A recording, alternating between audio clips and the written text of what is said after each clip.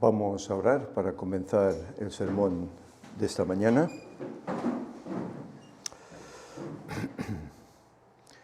Buen Dios, buen Padre que estás en el alto cielo, te agradecemos, Señor, una vez más, porque tú nos sigues guardando. Y después de transcurrir toda esta semana, has permitido que en este nuevo día de tu Santo Sábado podamos estar un grupo de tus hijos aquí. Te rogamos, Señor, que tú estés con nosotros en el programa que ahora sigue. Sobre todo estés conmigo, que el Espíritu Santo ponga las palabras en mis labios, Señor. Que el tema pueda ser edificante para mí y para todo aquel que lo escuche. Y te rogamos, Señor, por los amigos y hermanos que siguen a través del Internet, que ellos también puedan estar atentos al tema y pueda ser de bendición para ellos, como todos aquellos que lo verán en un futuro. Te agradecemos también porque tú nos sanas, te agradecemos porque tenemos aquí hermanos que han estado ausentes en el trabajo y están nuevamente con nosotros. Y te rogamos, Señor, que nos ayudes para que día a día nos acerquemos más a ti, hagamos mejor tu voluntad, seamos esos cristianos que tú demandas, que nos asemejemos a esos jóvenes de los cuales estamos tratando en estos temas. Y así de esta forma, Señor, poder vivir la fe más vivamente y que esa fe, Señor, nos ayude a seguir por tu camino, nos vaya bien o nos vaya mal. Porque sabemos, Señor, que las pruebas están ahí, pero también sabemos que tenemos un gran Dios que está dispuesto a socorrernos. Señor, que esto nos anime a seguir adelante, sabiendo que de aquí en breve habrán dificultades mucho más mayores, y que debemos prepararnos para hacer frente, que aprovechemos ahora el tiempo, Señor, que estos mensajes puedan llegar a muchísima gente y puedan tocar corazones. Señor, que tu paz quede con nosotros y perdónanos nuestros pecados, Señor, y ayúdanos a no pecar más, a ser fieles instrumentos en tus manos. En nombre de Jesús te lo pedimos todo. Amén.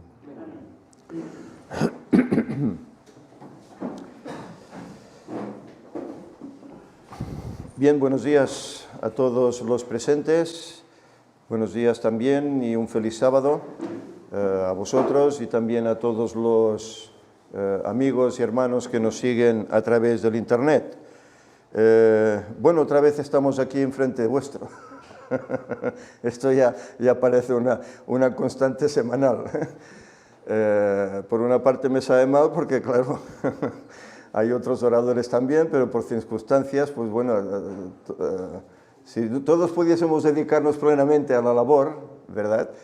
Podríamos tal vez compaginar más las predicaciones y los titulares de ellas, etcétera.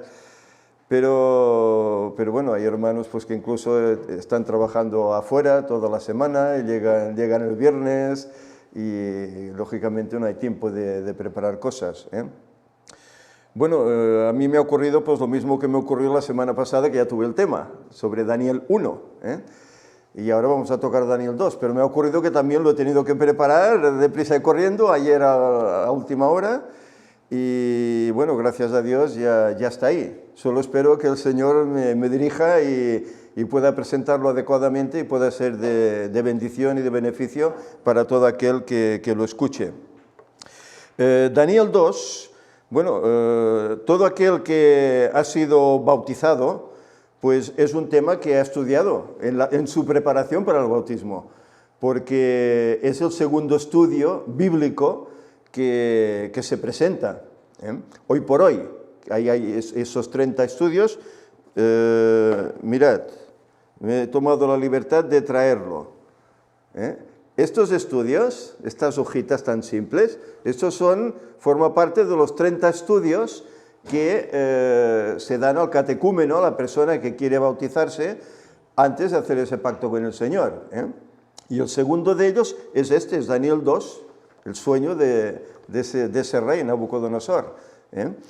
Y bien, yo lo comenté la semana pasada, ¿verdad? Como para mí, personalmente, este estudio, en su momento, fue el que me tocó, el que me hizo ver que este camino era el verdadero, que este era el camino que identificaba al verdadero pueblo de Dios, que andaba en los mandamientos del Señor. Este fue uno de los pasos que me convenció a seguir por este camino. Porque cuando ves, y bueno, lo estudiamos ya la semana pasada en la escuela sabática, y hoy no sé si diremos algo nuevo o no, no lo sé, el Espíritu dirá, pero cuando uno ve un rey pagano, que el Señor le muestra un sueño a un rey pagano, no era un rey israelita, era un rey pagano, que incluso tenía sometidos a parte del pueblo de Dios, e incluso había destruido la ciudad de Dios, el templo de Dios. Pero el Señor, en toda su omnipotencia, con ese deseo de buscar a ese rey, ¿qué hace? En una noche le da un sueño. Y es un rey pagano. Y ese sueño es importantísimo, porque de él prácticamente derivan todo el resto de profecías que hay en la Biblia. Y es un sueño que cuando uno ve el significado y ve la historia de cómo se ha ido cumpliendo paso a paso, el Señor es maravilloso. Cómo el Señor no nos tiene abandonados, sino que nos desvela, nos revela lo que tiene que acontecer en este mundo antes de que Él venga por segunda vez. Esto para mí me tocó y dije, bueno, todo lo que me vayan a enseñar a partir de aquí lo acepto, porque seguro que si esto es cierto, lo demás también lo será. Y realmente, bueno, fue así. Estudiamos esto, estudiamos luego el espíritu de profecía y tantas cosas, ¿verdad? Y bien, ves que todo es cierto. Y ves también cómo hay tantas denominaciones en el mundo que lo que hacen es distorsionar todas estas verdades, que están simples, que están especificadas en la palabra de Dios, que son entendibles para todos.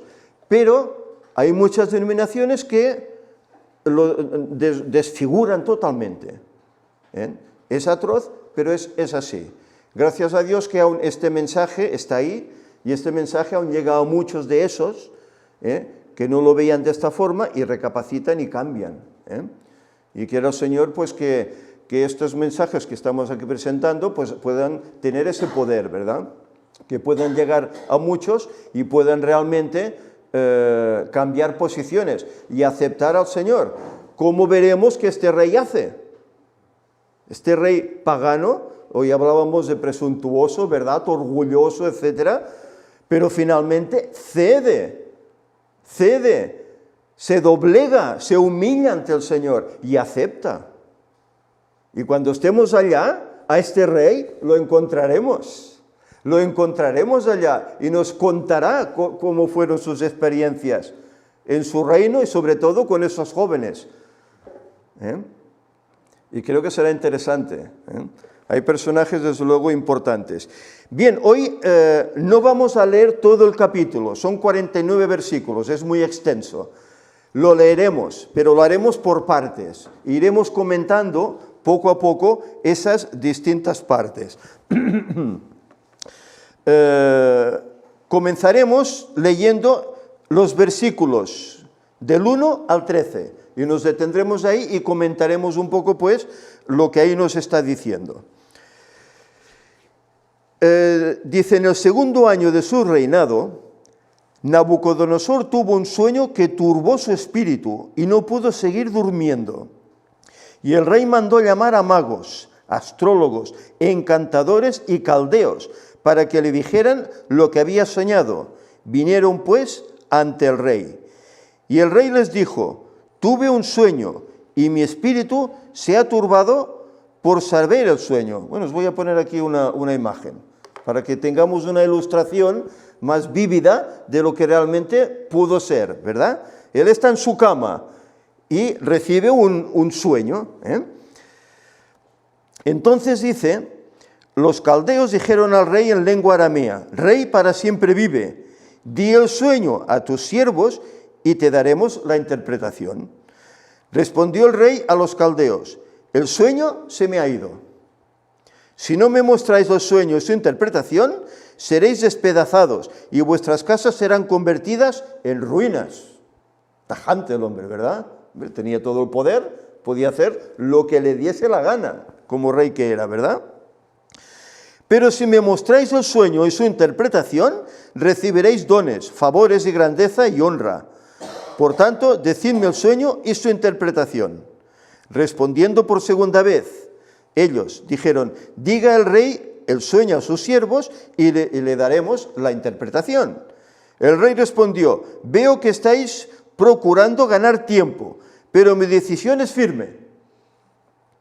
Si no me contáis el sueño, una sola sentencia hay para vosotros. Ciertamente preparáis una respuesta mentirosa y perversa, esperando que la situación cambie. Así, decidme el sueño, para que yo sepa que podéis darme su interpretación. Los caldeos replicaron, no hay hombre sobre la tierra que pueda declarar este asunto al rey. Además, ningún rey, príncipe ni señor pidió cosa semejante a ningún mago, astrólogo o caldeo. Es una experiencia no vivida por nadie anteriormente, ¿eh? Lo que el rey demanda es demasiado difícil. Nadie lo puede declarar al rey, salvo los dioses que no moran con la carne. Es paradójico, ¿verdad? Por eso el rey se enfureció y ordenó matar a todos los sabios de Babilonia. Así se publicó la orden de matar a los sabios y buscaron a Daniel y a sus compañeros para matarlos. Claro, ellos pertenecían a este grupo, ¿verdad? Pues también ellos debían ser muertos. Fijémonos, es muy paradójico lo que aquí se menciona. Es algo que nunca en la historia había sucedido. Y en cambio la Biblia lo relata, ¿eh? Un rey pagano, como antes decíamos, sueña. A ver, para ellos eso era normal. Y para nosotros también el soñar, ¿verdad? Pero ellos creían que los sueños venían de ¿quiénes? De sus dioses, ¿no? Y que todos tenían un significado. Por eso el rey, él sabe que ha soñado algo, pero he aquí que lo ha olvidado. Y demanda a todos estos sabios, que para eso están, para que le revelen qué es lo que ha soñado y le digan su significado. Pero claro, ¿qué ocurre? Bueno, dices que si no nos cuentas el sueño, ¿cómo vamos a decirte de qué se trata? Entonces él entiende que lo que buscan es, pues, perder tiempo, tal vez hasta engañarlo en algún asunto. Y no, les dice, no, explicadme el sueño, vosotros sois quienes sois, explicadme el sueño. ¿Y qué pasa? Pues que ellos dicen, no, es que nadie anteriormente, ningún rey ni príncipe, nadie ha pedido esto nunca. Esto es algo único, te estás pasando, le están diciendo. No puedes pedirnos algo que humanamente no podemos ni identificar, ni conocer, ni saber dar interpretaciones, ¿eh? Entonces el rey, ¿qué pasa? Que va subiendo su enojo, ¿no? Y viendo cómo están dilatando, pues entonces propone ¿el qué? Exterminación de todos los sabios, caldeos, astrólogos del lugar. Tajante y rápido. Y la orden iba a ejecutarse ya, ¿eh? Iba a ejecutarse rápidamente, ¿eh?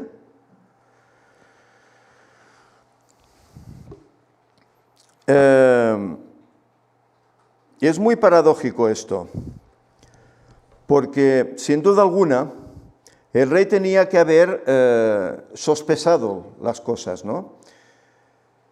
Él sabe que ha tenido un sueño, no sabe quién se lo ha revelado, quién le ha dado ese sueño. Claro, nosotros lo sabemos por la palabra de Dios, ¿no? Que fue Dios mismo quien escoge a este rey, que entonces era el soberano mundial. Babilonia era el imperio único y más poderoso del momento. Ni Egipto ni otros eran tan poderosos como Babilonia, ¿eh? Por eso luego tiene el significado que tiene en el sueño, ¿verdad? Pero él no quiere entender eso. Dice, yo he tenido un sueño, vosotros me lo tenéis que relatar. Claro, eso es muy complicado, ¿verdad? ¿Sabéis? Esto demuestra una cosa por parte del Señor. Cuando el Señor le muestra este sueño a este hombre, siendo pagano como es, quiere decir que el Señor lo buscaba. Veía en él unas cualidades, unos atributos, que él consideraba que serían útiles para la obra, para el ministerio que el Señor tenía en este mundo, ¿verdad? Hubo otras ocasiones en las cuales Dios también buscó a otros reyes paganos. ¿Por qué? Porque entre medio de ellos, de su imperio, había quienes, mensajeros del Señor. Ahí en Babilonia había mensajeros del Señor, había 4. Pero en otros lugares había 1. ¿Os acordáis de Abraham? Él convivió con los filisteos, ¿verdad?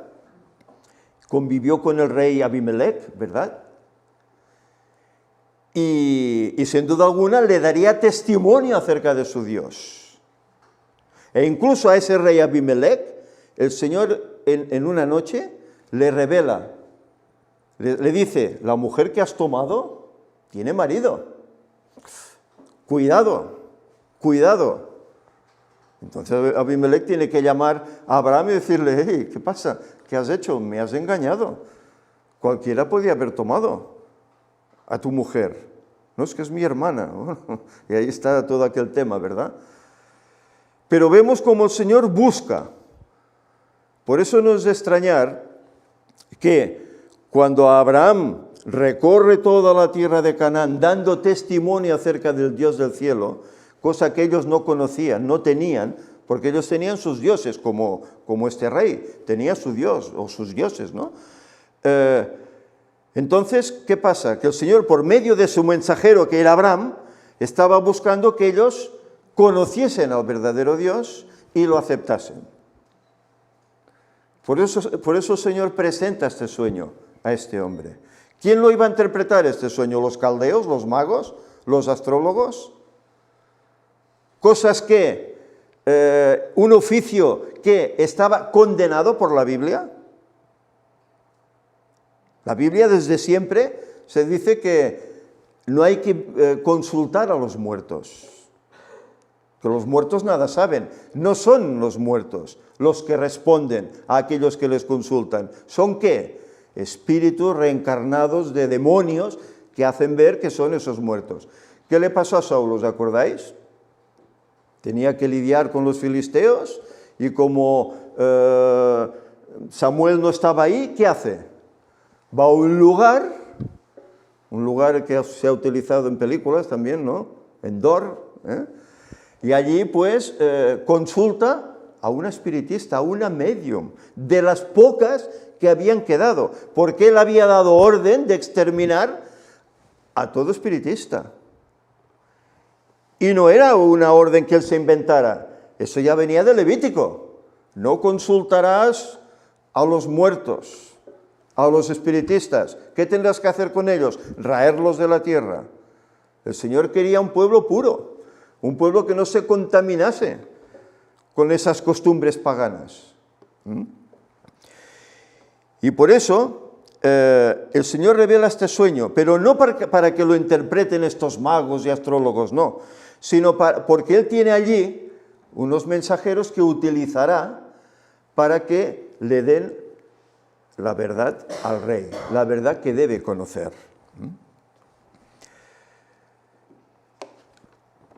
A ver si esto me cambia. Sí. En esta ilustración, bueno, se puede ver cómo él está hablando con todos estos astrólogos, magos, etcétera. Le está diciendo, bueno, va, espabilaros y contadme lo que yo he soñado, ¿verdad?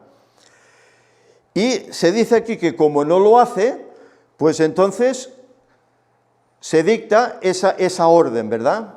Esta es la experiencia que os citaba de Saúl, cuando fue a consultar a esta adivina. Y aquí vemos otra ilustración en la cual se ve al capitán del ejército, Arioc, que va a buscar a estos jóvenes hebreos, porque deben ser ejecutados igual que los otros caldeos y magos. Pero fijémonos qué dice el pasaje. Entonces, versículo 14, entonces Daniel habló sabia y prudentemente a Arioc, capitán de la guardia del rey, que había salido a matar a los sabios de Babilonia. Dijo a Arioc, capitán del rey, ¿por qué el rey publica este decreto tan severo? Y Arioc explicó el caso a Daniel. Él le explica, pues mira, ha pasado esto, el rey ha tenido un sueño, nadie lo sabía interpretar y ha decretado pues que como todos sois falsos, pues os vais todos cuello a tierra, cabeza afuera. Esa era la intención que tenía el rey, ¿verdad? Y entonces dice, versículo 16, dice, entonces Daniel entró y pidió al rey tiempo para mostrarle la interpretación. Luego dice el versículo 17, Daniel volvió a su casa y explicó el caso a sus compañeros, Ananías, Misael y Azarías. Y los instó a implorar la misericordia del Dios del cielo acerca de este misterio, para que Daniel y sus compañeros no perecieran con los otros sabios de Babilonia. Y aquí tenemos una ilustración que identifica ese momento en el cual ellos se reúnen para orar al Señor y pedir pues que el Señor pueda revelar eso. Claro, eso es presunción por parte de Daniel, pedirle al Señor, revélanos el misterio.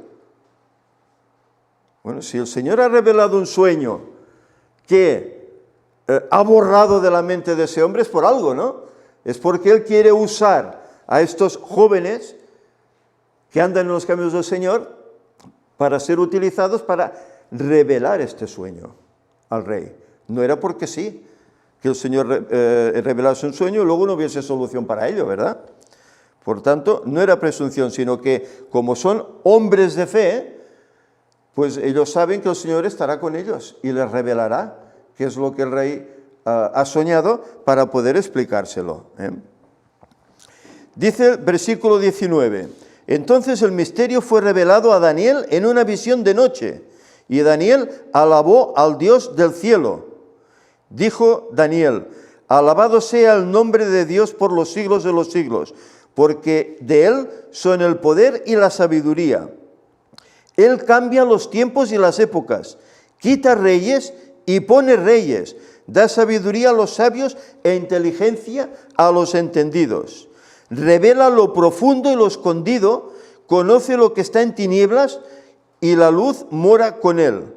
A ti, Dios de mis padres, te agradezco y te alabo, porque me diste sabiduría y fortaleza, y me revelaste lo que te pedimos, y nos diste a conocer el asunto del rey. Aquí vemos cómo Daniel se humilla ante Dios, agradeciéndole por utilizarlo como ese instrumento que pueda llevar luz a ese rey. Y habiéndole de esa forma revelado ese sueño, que nadie podía saber. Por eso se quejaban los magos y astrólogos, es que eso no lo puede saber nadie, si no nos dices que has soñado.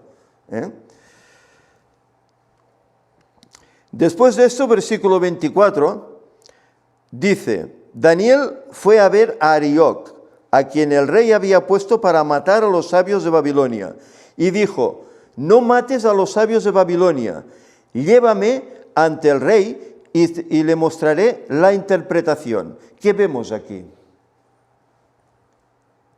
¿Aquellos sabios eran hebreos? ¿Tenían la fe del Dios auténtico? No. Pero en cambio, Daniel, ¿qué dice? No mates a los sabios. ¿Qué hace? Intercede por ellos. Les salva la vida. Les salva la vida. ¿Cuántas veces,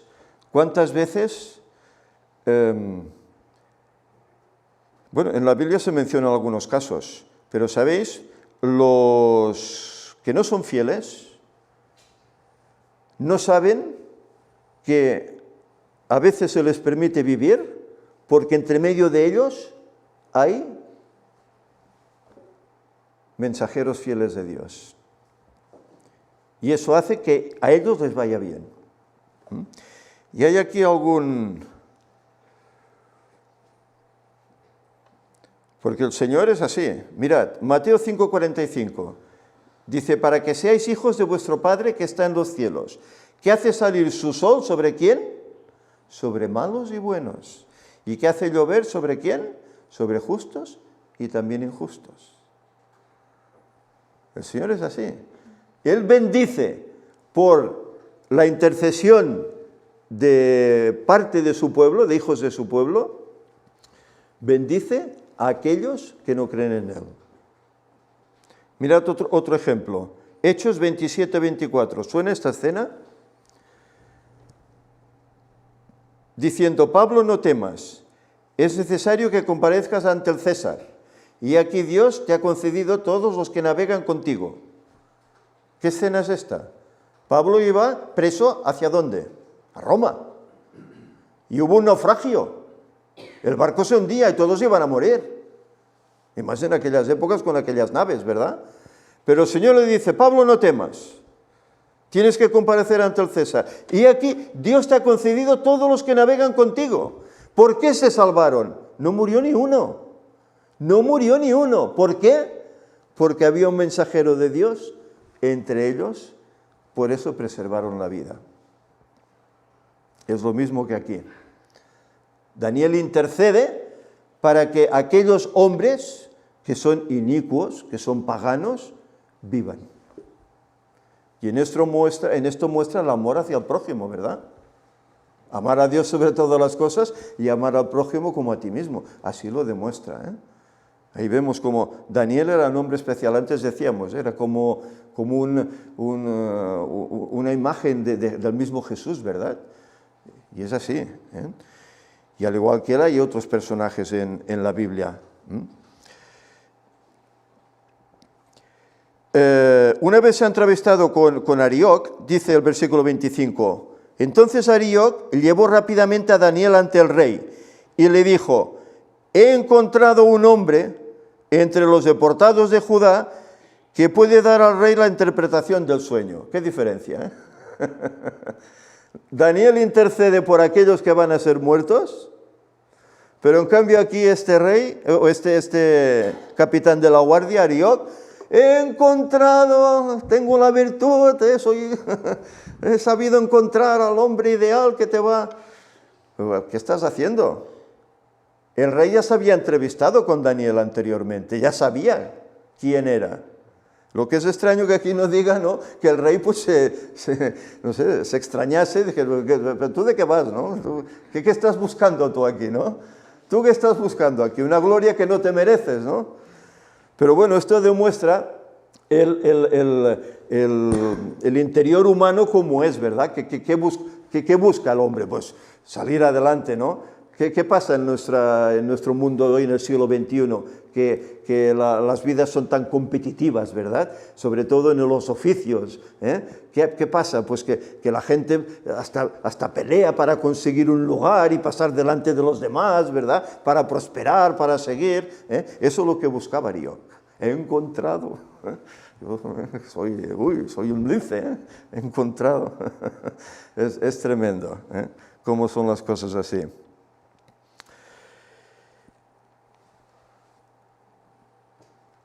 Versículo 26 dice, el rey preguntó a Daniel, a quien llamaban Belsasar, ¿eres tú capaz de decirme el sueño que vi y su interpretación?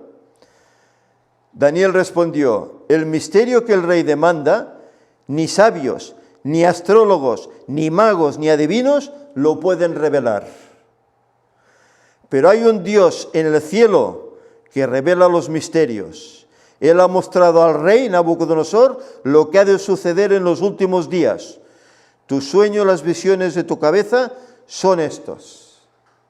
Pero fijaros, ni magos, ni astrólogos, ni adivinos, nadie puede revelar en el rey este sueño.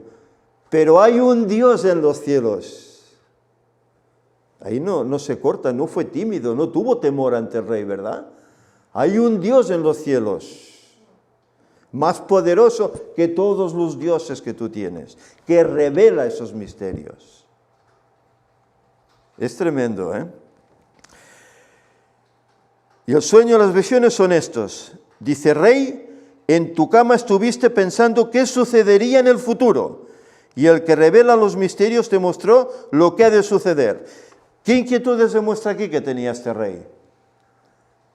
¿Qué pasará con mi reino? ¿Qué pasará con esta gran Babilonia que yo he levantado? ¿Se perderá todo esto? ¿Caerá? ¿Se destruirá? ¿O perdurará para siempre? El hombre se ve que tenía estas inquietudes y seguramente el Señor se las puso ahí.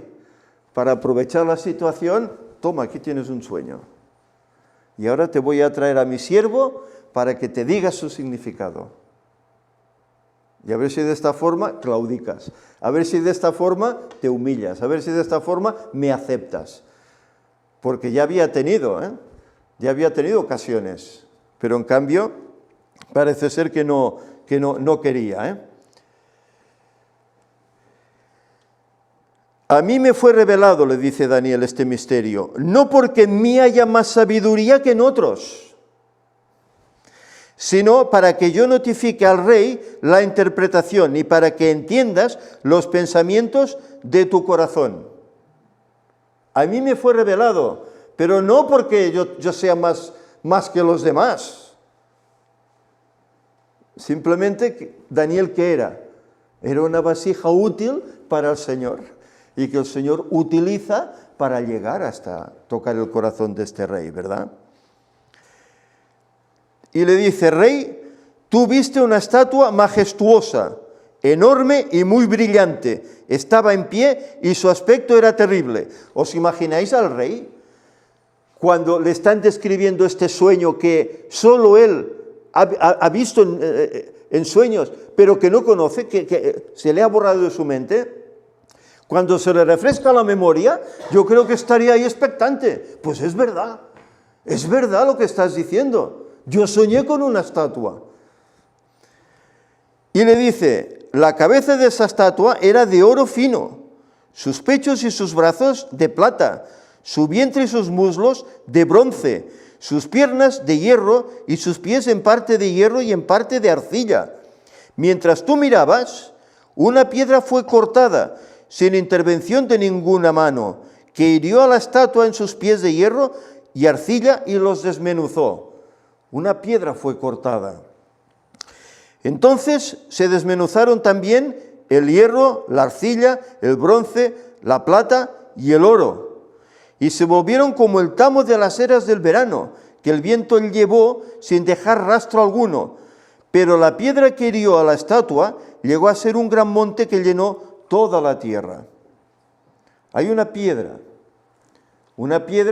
que viene desde arriba, no cortada con mano, y derriba toda esa estatua, empezando por los pies de barro mezclado con hierro, por las piernas de hierro y la cintura de bronce, los pechos de plata, etcétera, hasta llegar a la cabeza, lo destruye todo. Y esa piedra, bueno, se simboliza de esta forma. ¿Qué quiere decir esto? Bueno, aquí nos está hablando del fin del tiempo, del fin de los 6000 años, cuando aparecerá esa piedra que es Cristo en su segunda venida. Este es el sueño. Ahora diremos al rey su interpretación. Tú, rey, eres rey de reyes, porque el Dios del cielo te ha dado reino, poder, fuerza y majestad. Y donde quiera que habitan los hombres, las bestias del campo y las aves del cielo, Él lo ha entregado en tu mano y te ha dado dominio sobre todo. Tú eres esa cabeza de oro. Y aquí vemos esa gran Babilonia cruzada por el Éufrates, ¿verdad? Majestuosa. Tú eres esa cabeza de oro. ¿Sabéis? Esta ciudad, según se describe, porque ahora solo hay ruinas de ella, es prácticamente polvo lo que queda de ella, pero parece ser que era una ciudad enorme. ¿Os acordáis cuando hablamos de la Nueva Jerusalén? Que dimos sus medidas, ¿verdad? Si tenía como 550 kilómetros de lado. Bueno, esa no se quedaba corta, ¿eh? Tenía de lado 24 kilómetros de largo, por 24 kilómetros de largo, de ancho. Era una tremenda ciudad. No sé si hoy en la actualidad existe alguna ciudad así. No sé tal vez si Buenos Aires o la Ciudad de México, que hay tantos millones de habitantes, no sé. Pero era una ciudad tremenda por la época, ¿eh? Por la época. Su muro medía de 60 a 90 metros de alto y unos 25 metros de ancho. Era una ciudad majestuosa. Ya vimos en la semana pasada cómo tenía toda aquella serie de jardines colgantes, que era la maravilla de entonces, ¿verdad? Incluso la maravilla sería incluso para hoy, para nosotros hoy, ¿eh? Y le dice, tú eres esa cabeza de oro. Una ciudad como esta creo que nunca más ha existido. Los demás imperios que fueron sucediéndose no tuvieron capitales así. No tuvieron capitales de esta forma, ¿eh? Nabucodonosor dice que reinó 43 años. 43 años residiendo en esa ciudad, ¿eh? Hasta que, bueno, fueron viniendo sucesores, ¿verdad? Hasta que finalmente, pues llegó Belsasar, ¿no? Si no recuerdo mal, que fue con el que terminó ya el apogeo, digamos, ¿no? Pero sigamos leyendo qué es lo que nos dice la interpretación de este sueño. Dice, después de ti, versículo 39, se levantará otro reino inferior al tuyo, y un tercer reino de bronce que dominará toda la tierra. Después de ti, ¿qué pasó con Babilonia? Aquella ciudad inexpugnable, con esos muros tan altos. Tenía unas puertas de bronce que daban al río, que siempre estaban cerradas, nadie podía acceder por ahí, ¿eh? Pero he aquí que llegan los medos y los persas, ¿eh? Y Darío, que era el rey medo, invita a su sobrino Ciro, que era el rey persa, para atacar esta ciudad. Inexpugnable, pero ellos quieren conseguirla. ¿Y qué idean? Como el río cruzaba la ciudad, ¿qué hacen? Hacen un lago artificial donde desvían el agua y el río pues bajó muchísimo su nivel. Entonces, ¿qué hicieron? Pasaron por el río. Estamos hablando en los días de Belsasar, que como veremos más adelante, allí hay pues una fiesta tremenda de vino, orgías, etcétera, etcétera, y todo el mundo estaba distraído y bebidos, ¿eh? A tal punto que esas tremendas puertas de bronce quedaron abiertas. Nadie las cerró. Y por allí aprovechó los medos y los persas para penetrar y conquistar la ciudad. Por eso el pasaje dice que cuando el rey ve aquella escritura en la pared, que dice que ese mismo día cayó el reino y él murió. Y él murió, ¿eh? Los medos y los persas. Pero fijaros, profecía de Isaías 45, del 1 al 3. Dice, así dice Jehová a su ungido, a Ciro, al cual tomé yo por su mano derecha, para sujetar naciones delante de él y desatar lomos de reyes, para abrir delante de él puertas. Y las puertas no se cerrarán. Es que la profecía más descarada no puede ser, ¿eh? Más, vamos, filiprim, no sé cómo diría yo. Yo iré delante de ti y enderezaré los lugares torcidos, quebrantaré puertas de bronce y cerrojos de hierro haré pedazos, y te daré los tesoros escondidos y los secretos muy guardados para que sepas que yo soy Jehová, el Dios de Israel, que te pongo nombre. Esta profecía se escribió, pues yo diría que como 100 o 100 y pico de años antes de que los medos tomaran Babilonia. Y se daba el nombre del personaje que iba a hacerlo, ¿eh? Y cómo pasaría por unas puertas de bronce. Es que cómo el Señor revela las cosas, ¿verdad? Y luego, no, es que yo no creo en Dios. No, es que, bueno, estos son casualidades, sí. Casualidad que, como Nostradamus, ¿no? Eso sí que son casualidades. Pero las profecías que el Señor da en su palabra, todas se cumplen, tal como Él dice, ¿eh? Sigamos adelante. Se levantará otro reino y dice, y un tercer reino. ¿Quién se levantó después de los medos y los persas? Hubo un hombre osado, ¿verdad? Joven, que conquistó a ese imperio. Alejandro Magno, ¿verdad? Grecia. Los años, bueno, y aquí os voy poniendo los años, ¿verdad? 331 o 168 antes de Cristo. Y bueno, esa cultura aún la tenemos entre nosotros, ¿verdad? Nuestra cultura viene también de los griegos, ¿eh? Dice, y el cuarto reino, aún habla de otro, será fuerte como el hierro, y así como el hierro desmenuza y rompe todas las cosas, desmenuzará y quebrantará a todos. Un cuarto imperio que vendría, que derrotaría a los griegos.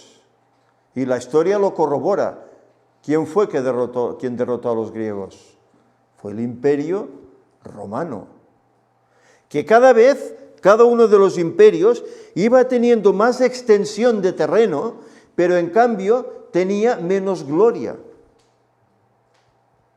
Por eso la imagen de la estatua con esos diferentes metales, de mucho a poco, cada vez menos gloria, ¿eh? Roma, desde el 168 hasta el 476, fue el imperio más largo en la historia, que se menciona en la Biblia.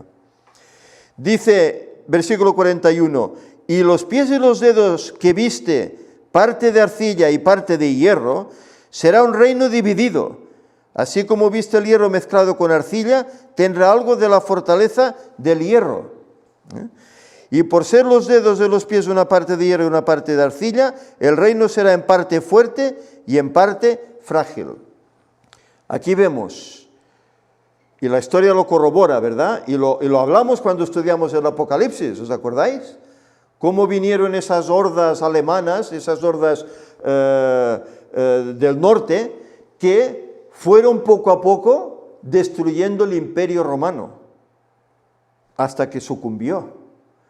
Y de esas hordas se hizo pues un continente, el continente europeo. Europa se hizo. Y están ahí pues los nombres que aquí tengo apuntado: anglosajones, alamanes, burgundios, visigodos, suevos, lombardos, vándalos, ostrógodos, francos, érulos. Todos ellos formaron 10 naciones que formaron la Europa. ¿Pero es la Europa que hoy conocemos? Bueno, hablaremos al respecto. Y eso que viste, dice que en parte fue fuerte y en parte fue frágil. Y es verdad, había pueblos que eran muy fuertes y otros que eran más débiles. El hierro con el barro no se pega. Y lo que viste, dice, de hierro mezclado con la arcilla, significa que se mezclarán por medio de casamientos, pero no se unirán el uno con el otro, así como el hierro no se mezcla con la arcilla. Bueno, a lo largo de todo este imperio, que este imperio nació pues cuando sucumbió Roma, en el siglo V de nuestra era, se ha intentado unir a todos esos 10 reinos, se ha intentado unirlos, que entre ellos hay divisiones, que cada uno tiene sus leyes, tiene su forma de pensar, etc. Se ha intentado unir, y por medio de, ¿qué dice el texto? Alianzas humanas, casamientos. Pero siempre ha habido algo que ha distorsionado esa unión. Siempre ha habido algo. Hoy vemos una cosa que distorsiona la Unión Europea. ¿Qué es? Hace un tiempo que se habla. Brexit en Inglaterra, ¿verdad? Es uno de los más importantes, de los más poderosos, junto con Alemania y Francia, tal vez, pero quiere marcharse y ha puesto ahí una nota discordante que hace que la profecía se esté cumpliendo. No se unirán, decía el pasaje. Y eso está pasando, ¿eh? Pero dice que en los días de estos reyes, el Dios del cielo le establecerá un reino que nunca jamás será destruido, ni será entregado a otro pueblo. Desmenuzará y dará fin a todos aquellos reinos, y él permanecerá para siempre. Aquí tenéis la imagen al completo. Este es el sueño que tuvo el rey Nabucodonosor. Vio una imagen con esa cabeza de oro, esos pechos y brazos de plata, esa cintura y vientre de bronce, las piernas de hierro y los pies en parte de hierro y en parte de barro. Y aquí tenemos pues el símbolo: cabeza de oro Babilonia, pecho y brazos de plata Medo-Persa, vientre y muslo es el imperio griego, las piernas de hierro es el imperio romano, y los pies en parte de hierro y en parte de barro cocido, los pueblos de Europa. Y así hemos visto que se ha cumplido en la historia, ¿verdad? No ha fallado nada. Pero falta una cosa. Hay una piedra que destruye esta imagen. Y yo decía que aquí pues hay sorpresas. Y bueno, lo comentamos cuando estudiamos el Apocalipsis, ¿verdad? Hoy podríamos identificar Europa con aquellos 10 reinos. ¿Sabéis cuántas naciones componen hoy la Unión Europea? No sé si os habéis parado a pensar. Lo he estado mirando. 50. Igual que en Estados Unidos hay 50, creo que son 50 estados, ¿no? En Europa hay 50 naciones que componen la Unión Europea. 50. Y entre ellos hay discordia, porque sabéis, entre ellos está Turquía y algunos otros países que hay problemática. Y esto hace pues que haya disensión, ¿eh? Ahora está la problemática pues de aquí de España, de Cataluña, ¿verdad? Con todo esto de la independencia y tal, que hace que haya disensión allá en la Unión Europea. Que incluso las personas que se han votado de aquí para que estén allí, los quieren echar, porque no quieren que estén allí. Hay disensión, y en teoría todos son iguales. Todos tienen las mismas leyes, los mismos derechos, pero no se está de acuerdo con según qué actitudes, en según qué país, ¿eh? Hay disensión, ¿eh? Entonces, ya hablamos en el Apocalipsis, en su estudio, cómo aquí tiene que pasar algo más. Porque la Escritura dice 10 reinos. Y nosotros, que estudiamos lo que estudiamos y que el Señor nos ha dado la luz que nos ha dado, sabemos lo que la élite hoy está haciendo en el mundo. Y sabemos cómo la élite tiene unos propósitos. Y es hacer 10 regiones mundiales. 10 regiones mundiales. Aquí las tenéis anotadas por el mapa y en letra. Norteamérica, Canadá, una, Europa Occidental otra, Japón la tercera, la cuarta sería Australia, Nueva Zelanda y Sudáfrica, la quinta sería Europa Oriental y Rusia, la sexta América Latina, la séptima Norte del África y Cercano Oriente, la octava África tropical, África Central, por así decir, la novena Sur y Sudeste de Asia y la décima China. Todo esto se está elaborando a espaldas. Esto es que prácticamente, bueno, es que no se menciona ni en las noticias ni tal. Solo uno lo ve pues si buscas más profundamente, ¿eh? Y uno se da cuenta que todo eso se está preparando. Y como estudiamos en el Apocalipsis, en los días de estos reyes que se unirán, ¿por cuánto tiempo dice la profecía? 1 hora, un momento. Se unirán En los días de estos reyes, ¿qué pasará? Aparecerá esa piedra que destruirá todo y formará su reino después de un milenio. Es decir, que esta profecía aún no está concluida. No solo concluye con la piedra, concluye en que no solo son esas 10 naciones iniciales, que ahora ya son 50, parece que la profecía pues se quiera romper, pero no, acabará siendo así. 10 provincias mundiales. ¿Sabéis? Hollywood, siempre decimos que da mensajes, ¿no?, de los planes que la élite quiere hacer en este mundo. ¿Y sabéis que habla de esto en sus películas? Hay alguna película que menciona cómo hay provincias mundiales. Y todos los seres de este planeta son como hermanos, se respetan. Sean del habla que sea o del lugar que sean, se respetan, son como hermanos. Hay películas que hablan de esto. Pero claro, la gente lo ve como una ciencia ficción. Bueno, esto llegará, como llegarán otras cosas, ¿no? Por eso el tema del cambio climático y tantas otras cosas, ¿no? Pero aquí que en esos días llegará esta imagen. Ahora bien,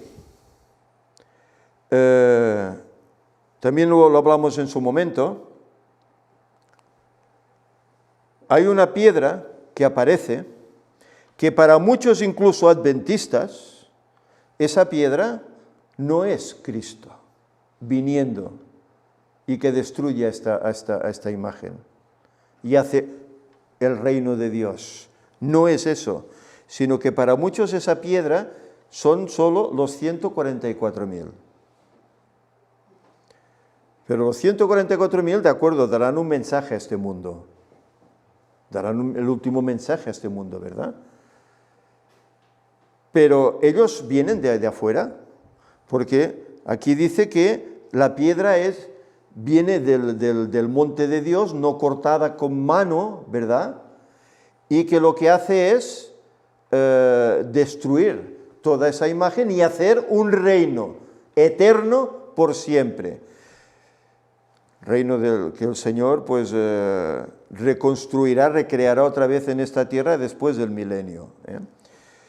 Mirad, hay aquí estos pasajes que se encuentran en este capítulo 2 y que tal vez pueda aclarar mejor lo que estamos intentando expresar.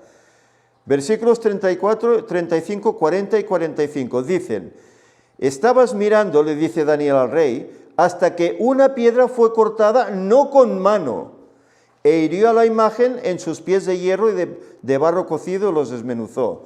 Entonces fueron desmenuzados el hierro, el barro cocido, el bronce, la plata y el oro, y fueron como tamo de las eras del verano, y se los llevó el viento sin que de ellos quedara rastro alguno. Mas la piedra que hirió a la imagen fue hecha un gran monte que, ¿qué hizo? Llenó toda la tierra. Y en los días de estos reyes, el Dios del cielo levantará un reino que no será jamás destruido, ni será el reino dejado a otro pueblo. Desmenuzará y consumirá todos estos reinos, pero él permanecerá para siempre. ¿Harán eso los 144.000? No tiene ningún poder, por así decir, violento como para destruir todo, ¿verdad? De la manera que viste que del monte fue cortada una piedra, no con mano, te dice otra vez, la cual desmenuzó el hierro, el bronce, el barro, la plata y el oro, el gran Dios ha mostrado al rey lo que ha de acontecer en lo porvenir, y el sueño es verdadero y fiel su interpretación. Es decir, esta piedra entonces viene ¿de dónde? ¿Verdad que hablamos de Apocalipsis 21, Apocalipsis 22, en los cuales se decía que allá en el monte de Dios que había, ¿qué hay hoy actualmente? ¿Qué tiene que venir aquí a este mundo? La ciudad santa, la Jerusalén celestial, que viene del monte de Dios. El monte de Dios, esa piedra que es cortada de ese monte, viene de lo alto. Por eso se la dibuja de esta forma. Viene de arriba, viene del cielo, cae sobre este mundo, termina con este mundo, se acaba todo. Luego habrá ese milenio de paz y después el Señor recreará otra vez. Esa piedra es Cristo. No podemos decir, no, es que esta piedra es los 144.000 u otras cosas que queramos pensar. No, hay que ceñirse al texto bíblico para saber las cosas cómo son. Mirad, otros pasajes que nos pueden aclarar un poco más. Y no lo digo por vosotros, ni por los que los oyen en internet. Lo digo para aquellos que tal vez en un futuro, siendo tal vez más o menos creyentes, o tal vez teniendo estas ideas, puedan ver este tema, que se den cuenta que están en un error. Deuteronomio 32, 4 y 18 dice, Él es la roca, cuya obra es perfecta, porque todos sus caminos son rectitud, Dios de verdad, y sin ninguna iniquidad en Él. Es justo y recto. ¿De quién habla aquí? De Dios, ¿verdad? ¿Qué dice que es? La roca, la piedra. De la roca que te creó, te olvidaste. Te has olvidado de Dios, tu creador. Versículo 18. ¿Quién es la roca que nos creó? ¿Los 144.000? No, la roca que nos creó, ¿quién es? Cristo. Es la roca, es la piedra. Salmo 18, 31. Porque ¿quién es Dios sino solo Jehová? ¿Y qué roca hay fuera de nuestro Dios? Es Dios la roca, la fortaleza, ese castillo fuerte que mencionaba el salmista, ¿verdad? 1 Corintios 10, 4. Y todos bebieron la misma bebida espiritual, porque bebían de la roca espiritual que los seguía, y la roca era ¿quién? ¿Los 144.000? Cristo. La Biblia siempre identifica a la roca, esa piedra angular, ¿con quién? Con Cristo. No podemos borrar eso, no, es que ahora son otros personajes. No, la Biblia es clarísima. Hechos 4:11. Este Jesús es la piedra reprobada por vosotros los edificadores, la cual ha venido a ser cabeza del ángulo. ¿Quién es la cabeza del ángulo? La piedra que aquellos dejaban, no es que esta piedra no sirve, y resulta que aquella piedra sostenía el templo. ¿Por qué? Porque es Cristo. Cristo sostiene el mundo, incluso hasta los incrédulos. Sostiene por amor a su pueblo. Pero Él es esa roca que vendrá, esa roca que aparecerá y pondrá fin a este mundo. Y así nos lo identifica la profecía. Para mí fue una profecía significativa. Fue una profecía que desde luego te hace plantear realmente aquello que has creído hasta ahora, cómo ha estado errado, y tienes que cambiar.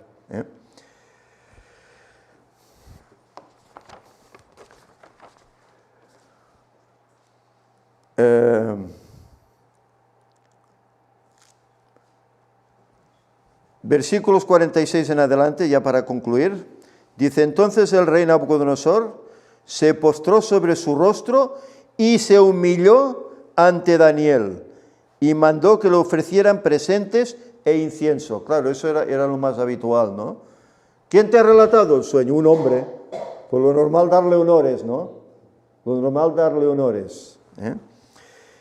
Y el rey dijo a Daniel, realmente vuestro Dios es Dios de dioses, Señor de los reyes, que revela los misterios, pues pudiste revelar este misterio. Es decir, él aquí se da cuenta de que si Daniel ha recibido toda esa ilustración de ese sueño, es porque se lo ha revelado ¿quién? El Dios de dioses. Y realmente el honor no es para Daniel, sino que lo da al Dios de dioses.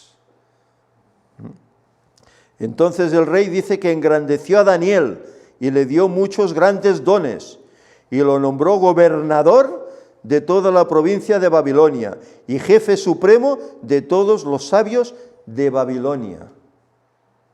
Gobernador, ¿os acordáis de otro gobernador?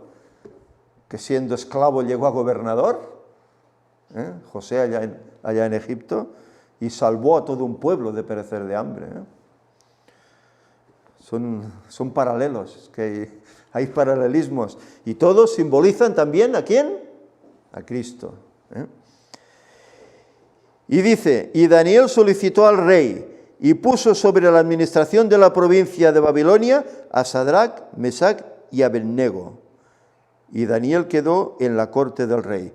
Es decir, ¿se quedó todos los honores para él? Se acordó de sus amigos, que tal vez no eran tan importantes como era él, no llevaban tal vez la voz tan cantante de momento, como la llevaba él. Se acuerda de ellos y ruega por ellos para que los pongan en lugares privilegiados, ya que tienen esa capacidad, como vimos en el capítulo 1, ¿verdad?, para poder ayudar en las cosas de la corte. ¿Cómo demuestra aquí su humildad y su amor por sus hermanos? Dicen, esto conocerán que sois mis discípulos, si tuvierais, ¿qué? Amor los unos por los otros. Y aquí Daniel demuestra ese amor. Se podía haber olvidado de sus amigos, pero en cambio los tiene en cuenta. Los tiene plenamente en cuenta. Bien, este es el sueño. Lo conocemos de sobras, ¿verdad? Lo conocemos de sobras. Lo estamos estudiando ahora en la escuela sabática, pero sin duda alguna sabéis, este sueño no lo conoce todo el mundo. Hay mucha gente que ignora que esto está en la Biblia. Y se creen que la Biblia es pues que un cuento de viejas, ¿verdad? Un cuento de leyendas. Solo es para los curas. Y la gente identifica Biblia cura, por lo tanto mala.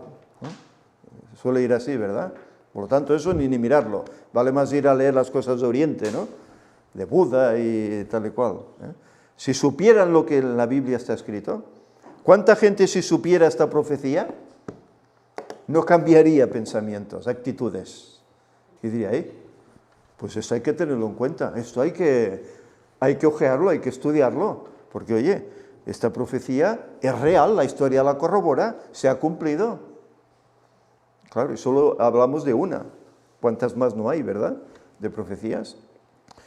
Bueno, quiero al Señor pues que esto pueda servir para mí, para afianzar mi fe, para cada uno de vosotros y para todos aquellos que sin duda alguna el Señor hará que puedan ver este tema. Tanto la escuela sabática que se presentó en su día, como ahora este humilde tema que hemos presentado en esta mañana. Que pueda ser de bendición para muchos.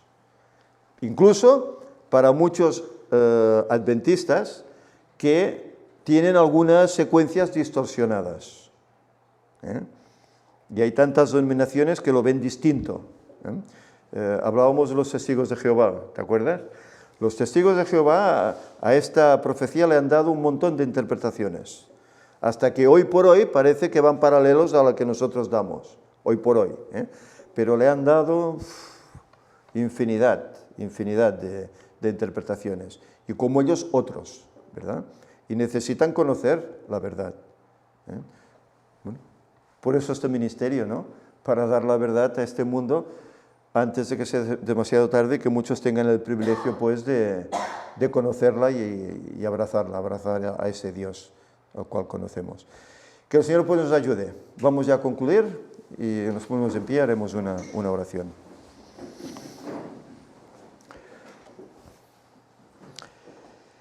Señor y Padre, te agradecemos, Señor, porque tú eres un Dios de amor. Eres un Dios que no nos tienes abandonado a pesar de que hemos caído en pecado, sino que sigues buscándonos. Y nos has dejado esta tu palabra, en la cual podemos encontrar la salvación. Señor, ayúdanos a estudiarla, a escudriñarla, como dijo Jesús, para que de ella sacamos gemas, tesoros, perlas que nos ayuden en nuestra carrera cristiana, nos ayuden, Señor, a prepararnos mejor para ese encuentro que en breve será cuando vengas a buscarnos en 2031.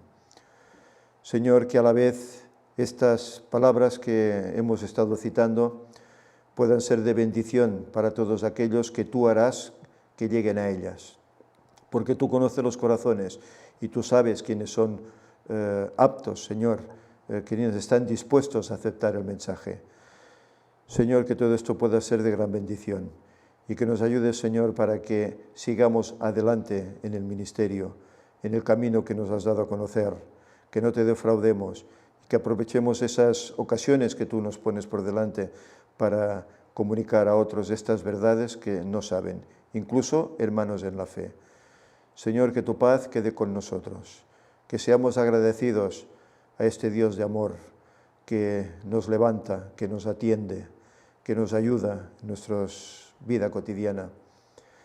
Y Señor, a veces las cosas no van muy bien, que nuestra fe no decaiga, sabiendo que otros también han padecido, pero que su fe tampoco ha decaído. Señor, que seamos valientes para poder llegar hasta el final victoriosos. Cristo lo hizo todo, solo tenemos que hacer es imitarle, seguirle. Ayúdanos para que sea así. Que tu paz quede con nosotros, Señor, que en nombre de Jesús te lo pedimos. Amén. Feliz sábado, hermanos.